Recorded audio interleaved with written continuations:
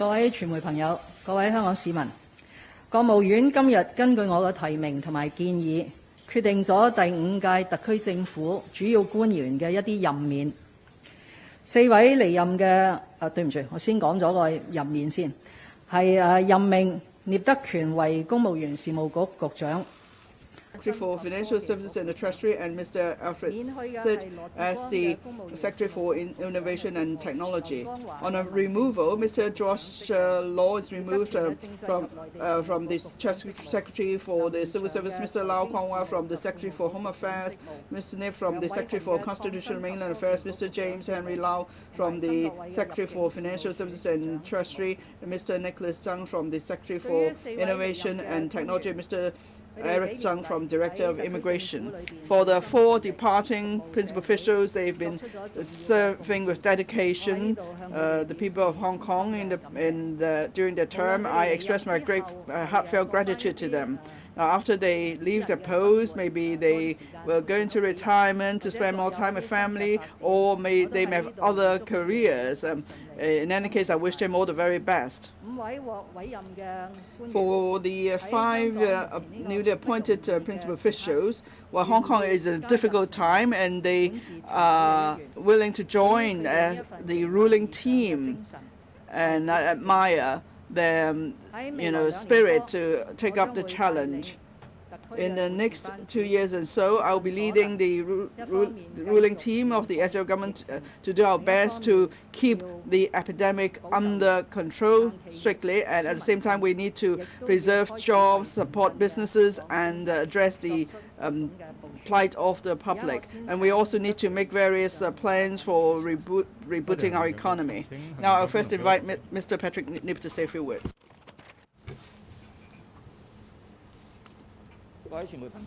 Friends of the media, members of the public, I'm grateful to the Chief Executive for nominating and appointing me by the CPG as the Civil Service Bureau Chief. I will be working with the Chief Executive and lead the Civil Service to provide quality public service.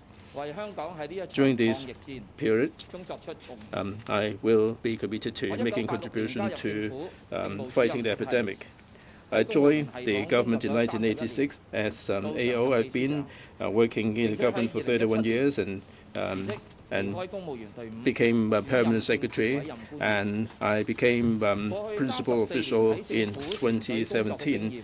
I've been working for the government for 30-odd years, and I feel fully that the public have expectation on the government. The civil services in Hong Kong have been serving Hong Kong in a dedicated manner without fear and favor, and in an impartial manner. This is the core of maintaining Hong Kong's stability and prosperity. I will be maintaining the civil service core values and serve Hong Kong with political neutrality in a dedicated and professional and diligent manner. I will be people-oriented. I'll be leading the civil service and move on with times. We will be providing quality service to the members of the public. I'll be stepping up communication with various quarters to make sure that we have the manpower lead to serve the people of Hong Kong and society. Thank you, Mr. Nip. Next, can I invite Mr. Eric Zhang to speak? Friends of the media, good afternoon. I am greatly honored, and I thank the Central People's Government and the Chief Executive for their confidence in me, and they have appointed me the Secretary for Constitution and Mainland Affairs. Well, this is a whole new challenge for me, but I've had years of administrative experience in the government, and I've worked with various ministries and departments on the mainland, so I believe I will be able to deliver my job. Now, there will be a few key aspects of our work that I will have to focus on. That includes the important elections coming up. In September, there will be the Legislative Council election, and then next year there will be the election of the subsectors of the election committee. I will work closely with the Electoral Commission to make sure that the elections will be carried out in an open, fair and impartial manner. And then I will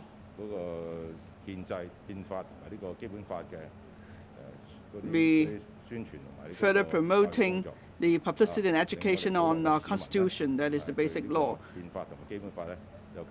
We would like the public to have deeper and more comprehensive understanding of the basic law.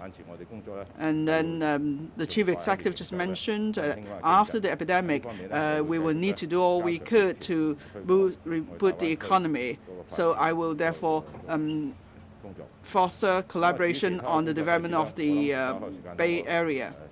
As for other aspects of our work, I will speak to you soon after I have taken up the post. And if I may take this opportunity to thank all my colleagues at the Immigration Department for their support. Without their support, I would not have been able to lead my department to provide quality service to the public and overcome all the challenges. I hope that the new director will continue to provide quality service to the public in leading his department. Thank you. Next.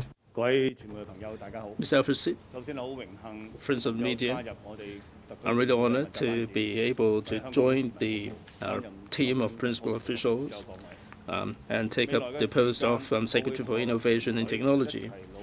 Going forward, myself and my team will be taking forward the development of innovation and technology. We'll be bridging the gap and promote the livelihood develelment.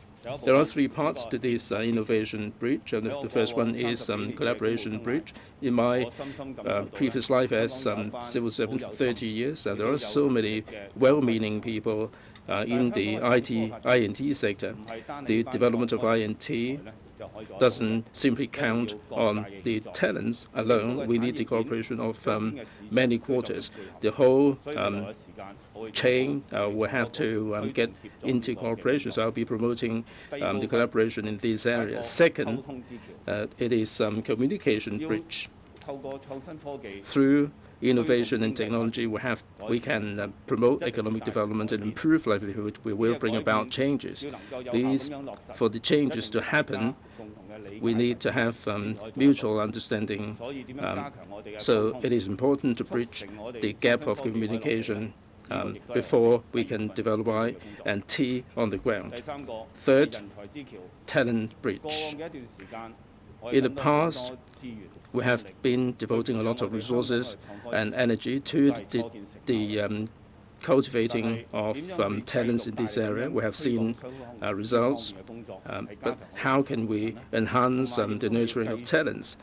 And how can we attract talents and experts from Hong Kong and outside of Hong Kong into our talent pool? And this is going to be an important task for us. I hope that going forward we'll communicate with various quarters so that Hong Kong will become a place where we can do a better job in the promotion of INT.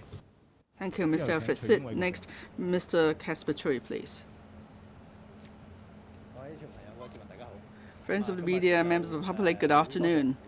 I am very much grateful to the Chief Executive for giving me this opportunity to go back to the Home Affairs Bureau, and I will continue to work with you. Now, under the epidemic, our first and foremost task must be to fight the epidemic together. But then, as the Chief Executive mentioned, there are many other tasks we need to carry out, in particular, after the epidemic, how we're going to reboot the economy.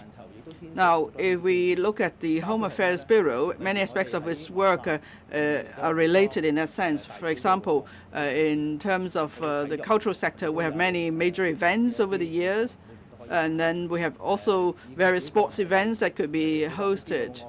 And as you know, I would go to teach the rugby every Sunday before the epidemic, and the rugby sevens has to be postponed this year. So after the epidemic, I look forward to the hosting of these various sports and cultural events. And when I worked at the Labour and Welfare Bureau, I had the opportunity to meet many in the grassroots sector, many workers, and so on. So I have an even better understanding that as we have this epidemic, we need everyone to join hands to lead Hong Kong out of this plight. So in the coming days, I will be working closely with my team, including the politically appointees, and also I work with different sectors and stakeholders closely together. I always say that the government has a leading role, but that is not just up to the government alone. I hope that in the future I will be working more closely with different sectors, and there will be also better communication. After the pandemic, I have every confidence that with the joint effort of all of us, we will be able to see a better future. Thank you. Next, Mr. Christopher Hui. Friends of the media, I'm grateful to the Chief Executive for nominating me to be appointed by the CPG to be part of this ruling team and work with every quarter to buttress Hong Kong's position as a financial center. I mean, it feels like coming home because I used to be an administrative officer. Hong Kong may be facing challenges these days, but in my day-to-day communication with the financial sector, I am convinced that our financial genes remain unchanged. How can we build on this Hong Kong as a fundraising center and make connection with the mainland and with the rest of the world, and do a better job in terms of fintech and green finance and so on. Recently, you may be stuck at home for a long time. If you ask me to describe my feeling today, I think we can use the song back in 2003 during the SARS period. To paraphrase it, we need to have perseverance and determination, and also the fighting spirit to get things over. And this is a good depiction of how I feel at this present moment. I hope that you will get support from the rest of Hong Kong. Please proceed off stage. Thank you very much. Well, as I mentioned before, the 5 principal officials will be arranging media sessions with you as soon as possible. Now it's the question and answer session for the Chief Executive. There are many among you, so please keep your questions brief, and when you're called upon to ask questions, please first identify yourself.